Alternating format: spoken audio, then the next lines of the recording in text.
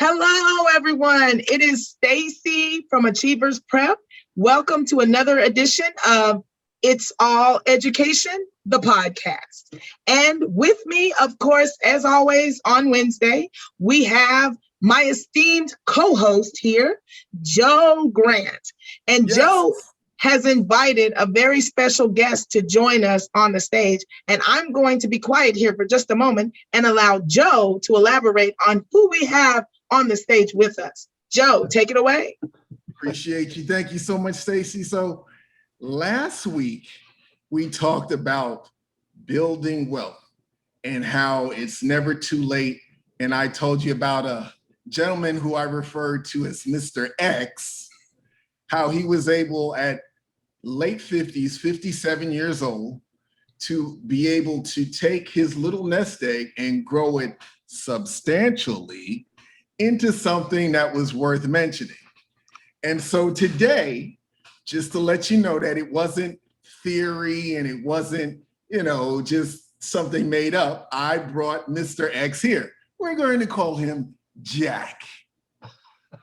And Jack and I are going to talk, and it'll kind of be like, usually when we talk, it's me and Stacy talk, and you guys get to listen in. This time is going to be me and Jack talking, and Stacy and you guys get to listen in. And then if you have any questions towards the end, we'll kind of hit it from there. Sounds fair? I think that's fair, Joe. How about you, Jack? Okay, yeah, we'll give it a shot. All right, here we go. So I moved to Florida back in, had to be like 98-ish. And in around 99, 2000, I got involved in the financial service industry. And one of the first gentlemen that I met there was Jack. Now, the unique thing about Jack is Jack was always reading the newspaper. But unlike most people who read either the sports section or the bad news in the front, Jack had it open into the finance section. And Jack was always reading about stocks. And so I'd come in, I'd sit next to Jack, and Jack be like, hey, did you see this fund right here? Look at what it's doing. It's up whatever amount of dollars. And I'm like, okay. And out of everybody in the office, Jack was the only one who was specifically and consistently reading about stocks and the market. And while everybody was talking all other kind of things, Jack was laser focused, ear closed to the noise, and only focused on finance. So a little bit about Jack's story, and I'm going to kind of touch on it, and then he and I are going to kind of roll through it. Jack originally, before he got involved in finance, was basically working, owned his own business. Right. Doing AC refrigeration, right, Jack? I had my own business for over 30 years, yeah. And at that point, I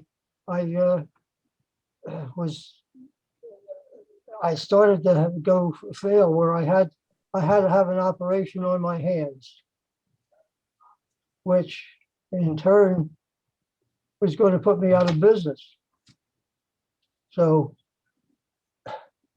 I had no idea how I was going to retire and quit working. That's how I got involved with the at this particular time, the investments and the other. The thing of it is too, at the same time, there was another. He's an RVP now. He was working another building. He was in the refrigeration business too, and we were on a rooftop. And he needed a part. So he talked to me. Next thing you know, he's talking to me about insurance and retirement. It's just being at the right place at the right time.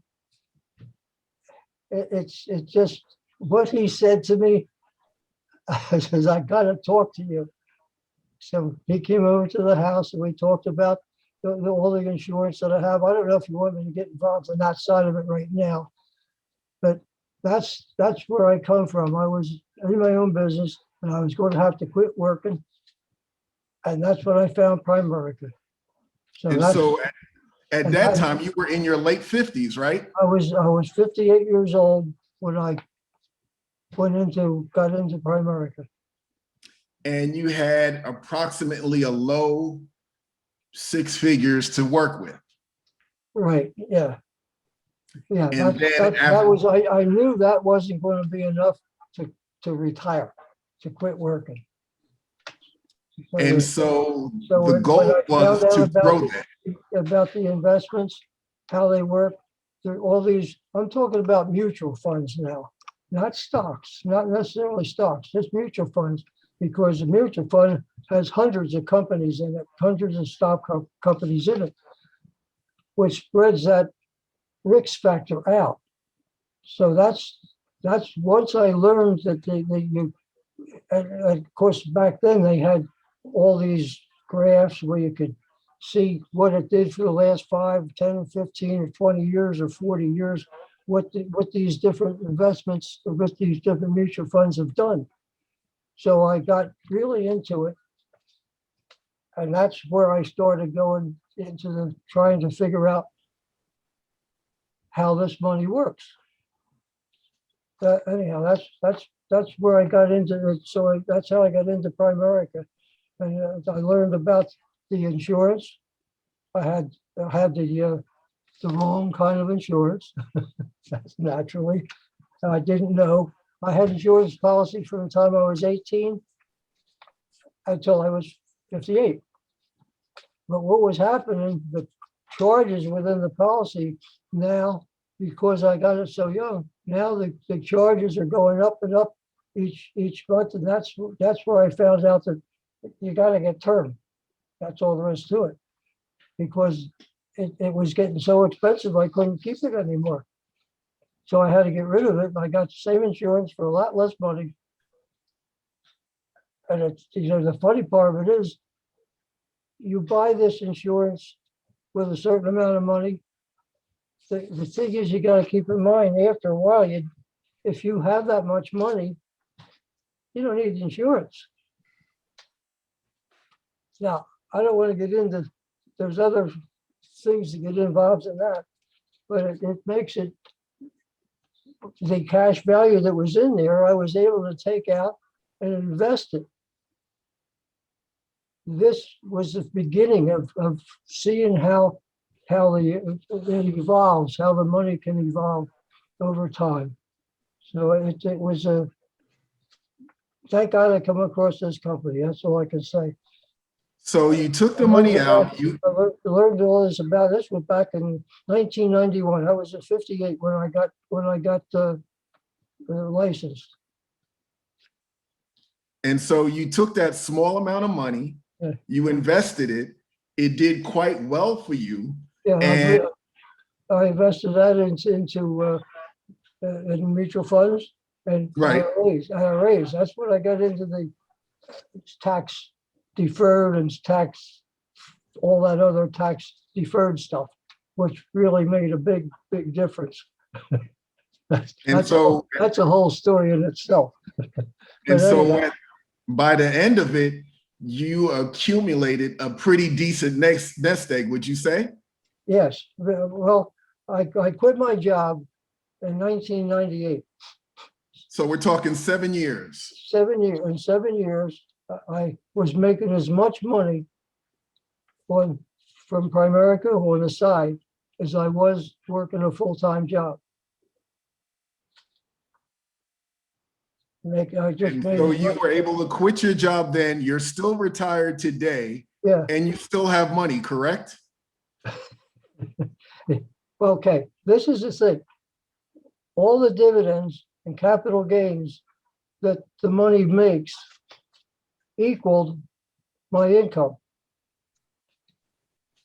So instead of reinvesting all these dividends and capital gains every month, every time I paid them, monthly, quarterly, annually, whatever it was. I just reinvested the money and bought more shares.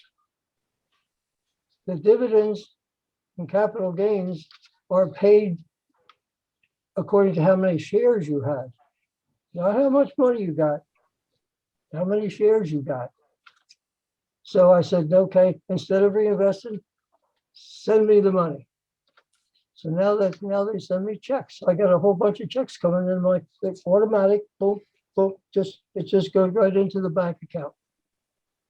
I don't have to do a thing.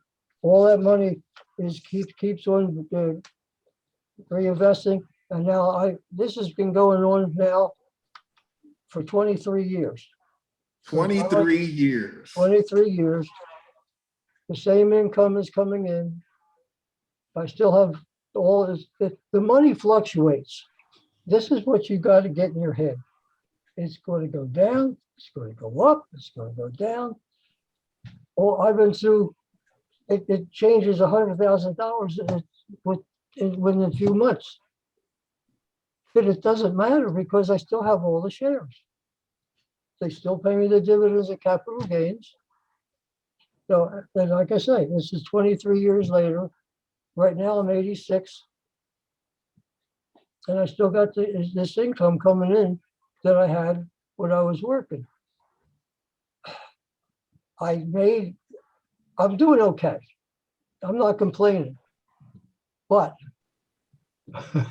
if I had recruited a few people instead of me doing all the work, it would have been a whole lot more. But really, once you have enough, you don't really need more. Just keep it in mind. You can do all kinds of crazy stuff with this company. I'll tell you that. All I can say is 23 years later, I still have all the money. Still have all the shares. I have more shares. Every month I have more shares coming in, more shares, which means more money. 23 years later, still has the money, has more shares, has more money than when he started 23 years ago. And the income is still coming in every month. And the income is still coming in. And I still have to be careful of this tax problem. That's a good problem to have, I think. I know, that's why I threw it in there. So I don't know anything else I could say. That's about it in a nutshell. It doesn't take, it's so easy to do this.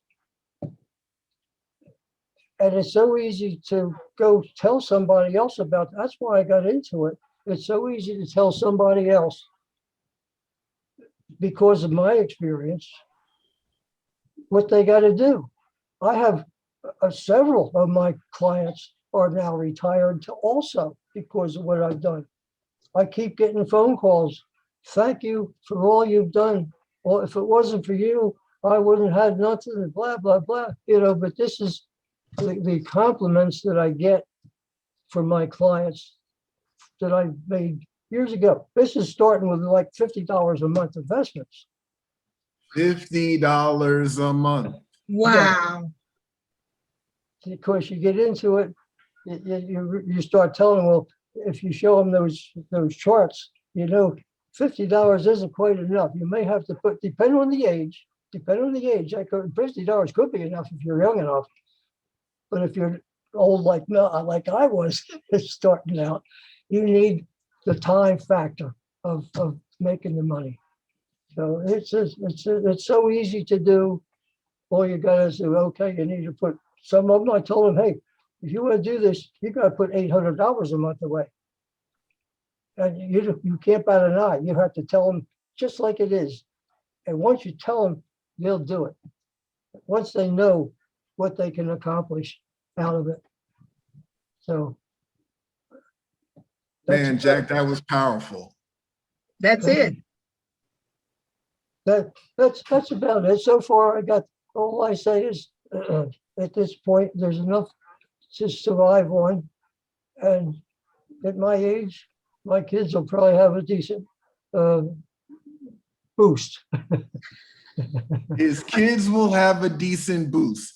Generational wealth. Generational wealth. That's it in a nutshell. Jack, And I want to thank you for being so open and so willing to come on the platform today and just share with everyone listening that this is attainable. It is achievable.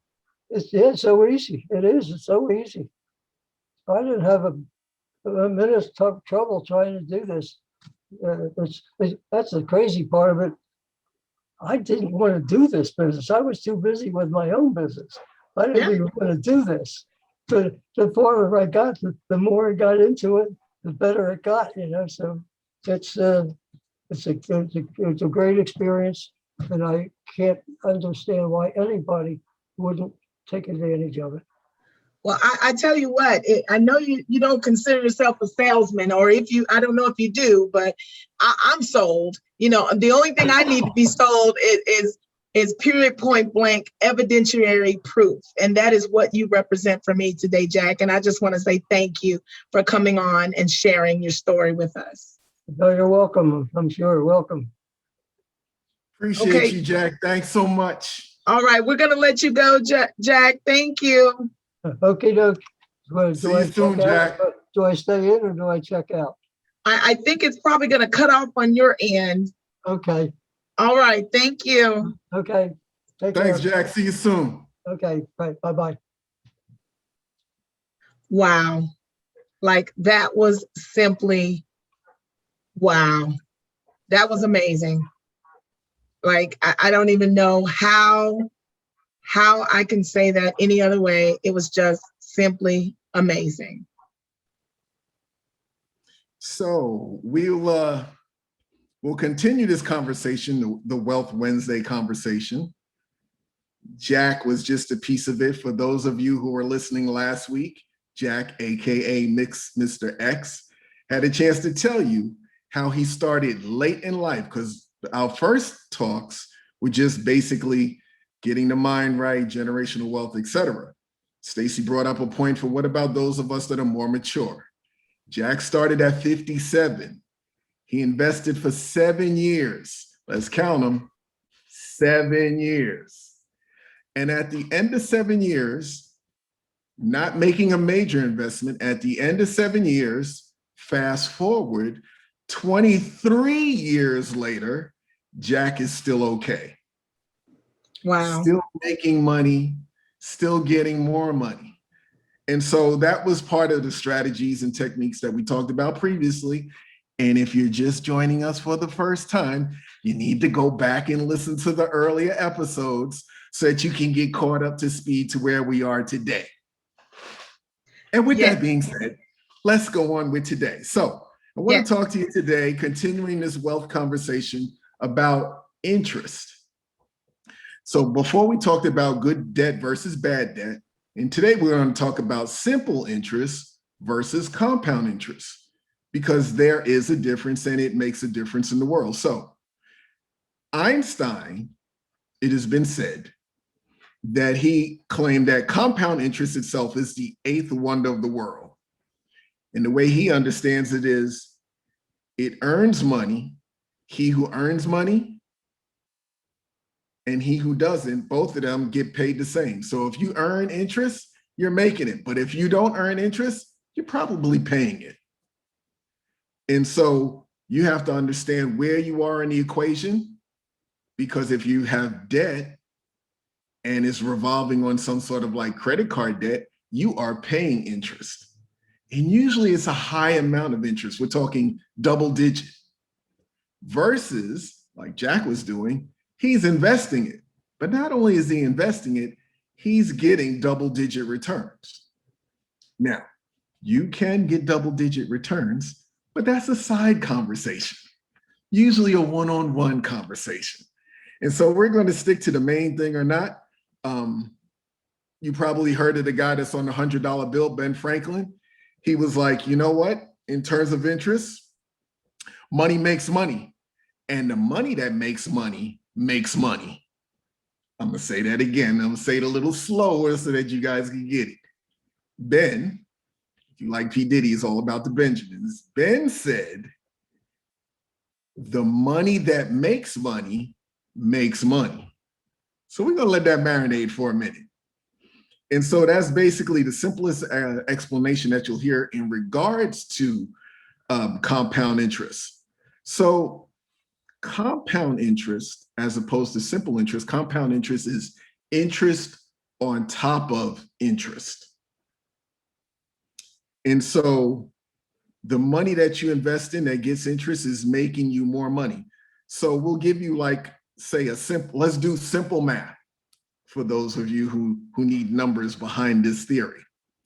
Let's say you had $1,000, round numbers, $1,000 in an account that paid 5% interest. At the end of the year, it would pay $1,050. 5% of 1,000 is 50. So at the end of the year, you'll have $1,050. You with me so far? The second year, it would grow to $1,100 because 1,050 plus another 50 is $1,100. We still tracking? It's still good? Okay, Yep, good. I'm still there. The third year, it would grow to $1,150. So you could see the 5% interest equals $50, and that accumulates to your total balance every year. So at the end of the third year, you'd have $1,150.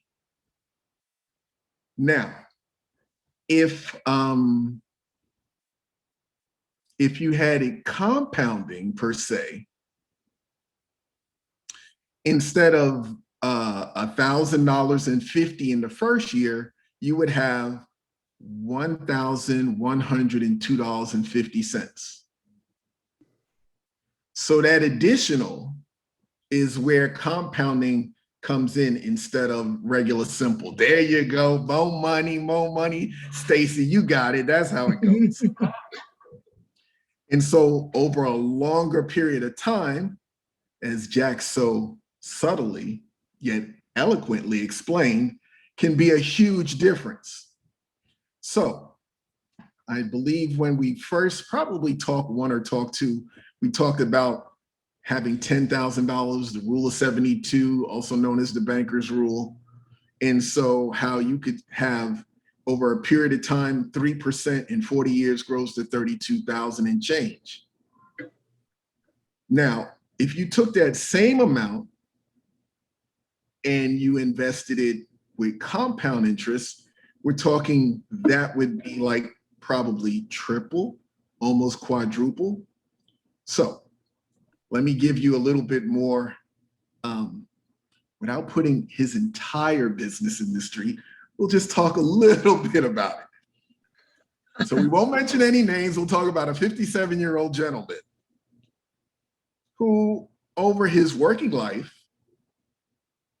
between what he had in his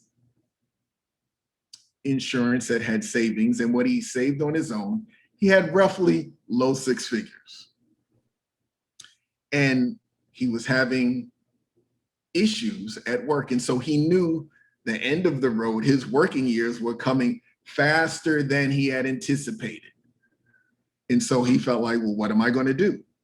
So within 5 years, magic number 5, he grew that low six figure to over, and not slightly over, but well over $500,000.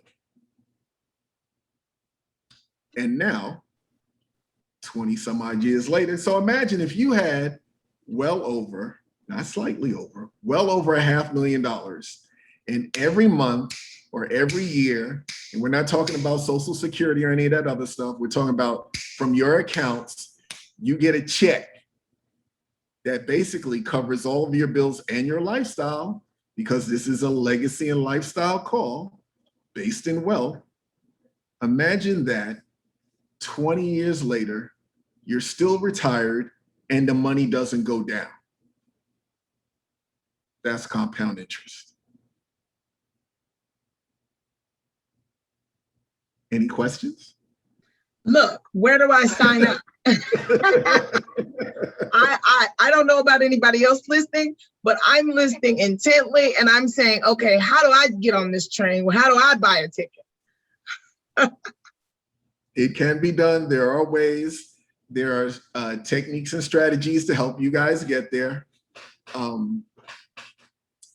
It's just a matter of reaching out and connecting, and for us to see where you are and where you want to go, and then put you on that path to get there. I think the bottom line, Joe, with everything that you said, all of the information you've provided, and let's be clear, there has been a wealth of information provided already. You have been a tremendous source. You have been an honest, to the point, very direct and honest source of information. And it seems so simple, yet it is vital for anyone who wants to create generational wealth.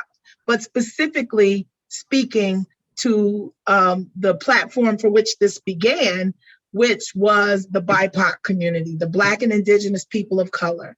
Specifically speaking to that community, these are the strategies and the steps that we can begin to take to start creating and building generational wealth right now, today. Right? That's it. In a nutshell. Not textbook, not theory. Today we brought you the actual person. Yes, evidence.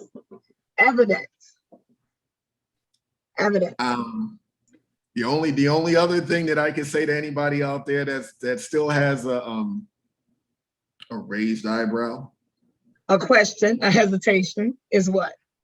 Come visit us and we can have a talk.